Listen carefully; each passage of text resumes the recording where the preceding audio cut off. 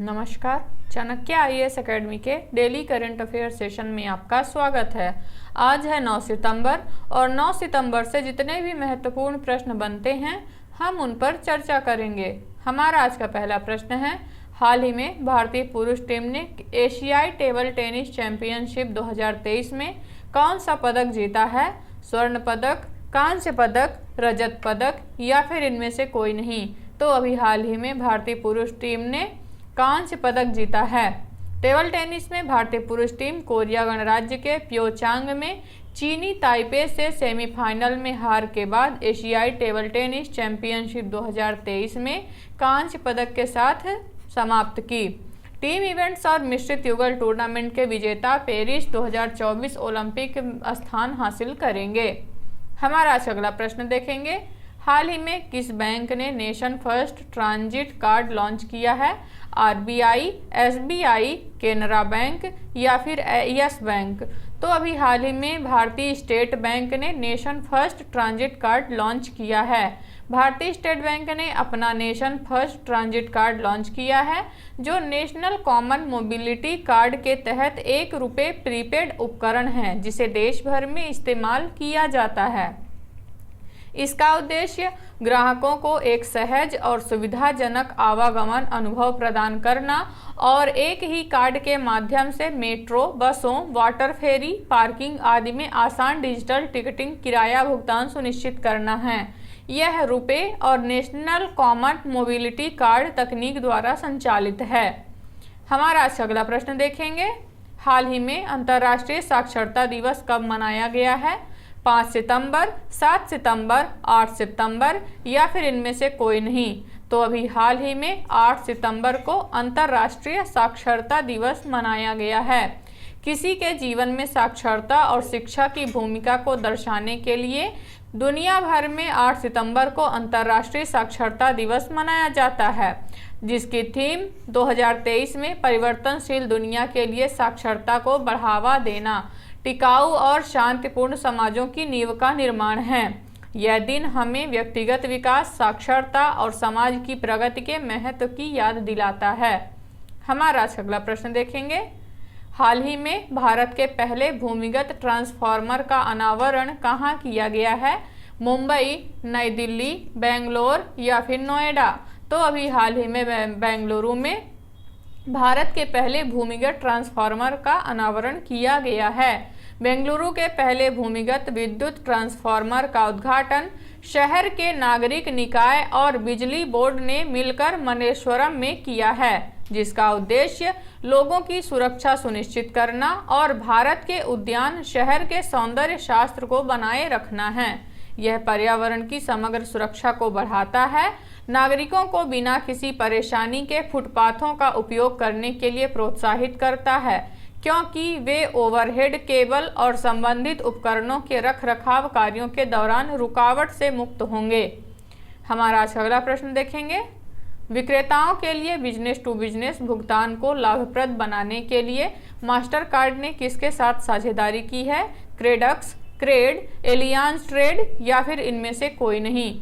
तो अभी हाल ही में मास्टर कार्ड ने क्रेडक्स के साथ साझेदारी किया है। मास्टर कार्ड ने उद्यमों और विक्रेताओं दोनों के लिए बिजनेस टू बिजनेस डिजिटल भुगतान को फायदेमंद बनाने के लिए आपूर्ति श्रृंखला वित्त मंच क्रेडएक्स के साथ सहयोग किया है, जिसका उद्देश्य अपनी वाणिज्यिक कार्ड सेवा को क्रेडएक्स प्लेटफॉर्म के साथ एकीकृत करना, B2B भुगतान, विशेष रूप से कार्ड के माध्यम से किए जाने वाले भुगतान से जुड़ी जटिलताओं को दूर करना है।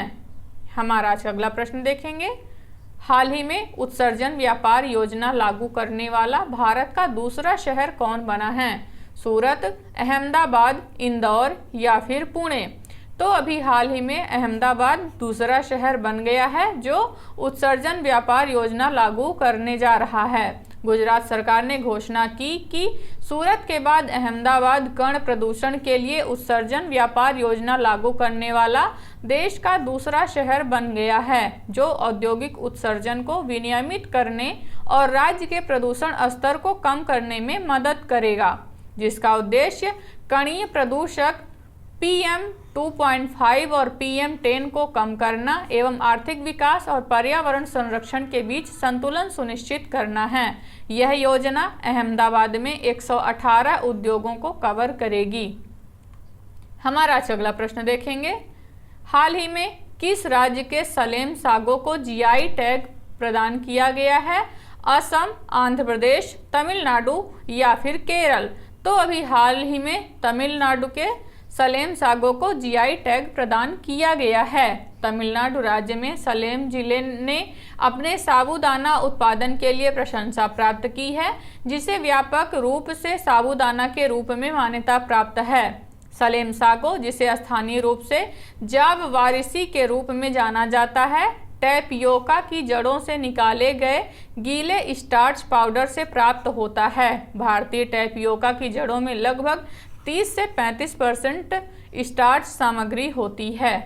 हमारा अगला प्रश्न देखेंगे, हाल ही में किस राज्य के कैबिनेट ने ट्रांसजेंडर समुदाय के लिए पेंशन और OBC दर्जे को मंजूरी दी है? मध्य प्रदेश, झारखंड, असम या फिर ओडिशा?